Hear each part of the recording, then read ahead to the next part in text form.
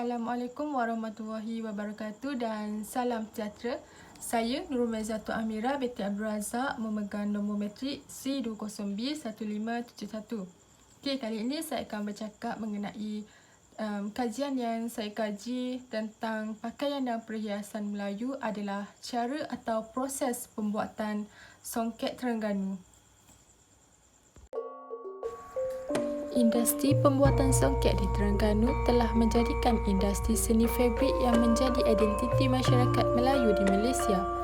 Walau bagaimanapun, songket Terengganu tetap mempunyai keistimewaan yang tersendiri. Keistimewaan songket Terengganu terselah keasliannya kerana memiliki kualiti yang tinggi.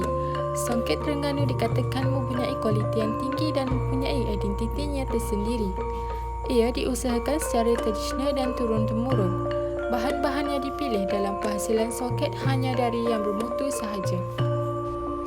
Ini jelas dapat membezakan songket Terengganu dengan songket buatan daripada negeri-negeri lain, terutamanya dari segi teknik tenunan dan juga dari aspek proses pembuatannya.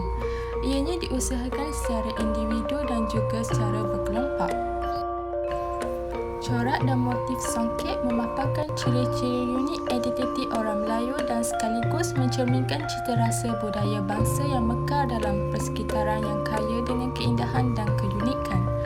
Oleh yang demikian, motif-motif songket adalah berdasarkan kepada tumbuh-tumbuhan, haiwan, persekitaran alam, benda, objek dan kuih-muih. Antara corak bunga yang digunakan adalah susunan bunga penuh, susunan bunga berterabur dan susunan bunga bercorak. Proses pembuatan songket pertama sekali adalah dengan mencelup benang. Benang putih akan dicelup dengan berwarna yang dikehendaki. Setelah itu, benang harus dikeringkan. Kemudian, proses melerai benang. Proses di mana palentin yang diperbuat daripada buluh kecil digunakan untuk melilit benang. Proses ini dilakukan dengan bantuan alat Darwin dan alat pemutar rahap. Proses yang ketiga adalah menganing benang. Menganing adalah proses membuat benang loseng yang diregam pada alat penenun bagi menentukan saiz panjang songket yang akan ditenun. Proses keempat dengan menggulung benang. Benang-benang yang telah diregam akan digulung dengan sekeping papan loseng. Proses seterusnya adalah menyapuk benang. Setelah benang loseng dimasukkan ke dalam gigi atau sikat jentera, kerja-kerja menyapuk dilakukan. Dua urat benang loseng dikaitkan melalui celah gigi jentera. Seterusnya, proses mengarak benang. Karak dibuat daripada benang asing yang digelung.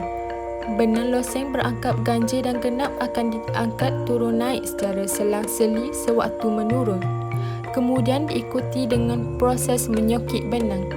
Proses mereka corak di atas benang loseng dengan menggunakan alat yang dipanggil lido dengan menyokit benang loseng sebanyak 3 atau 5 lembar dan kemudian diikat sebagai proses ikat butang.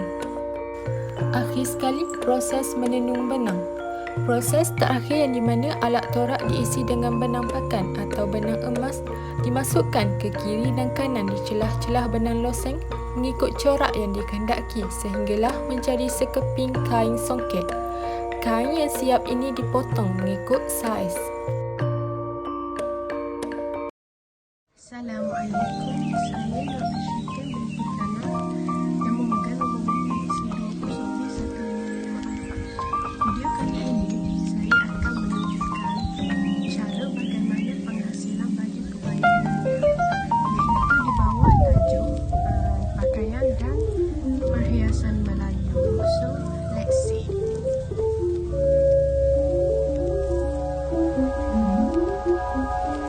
Yang pertama, dan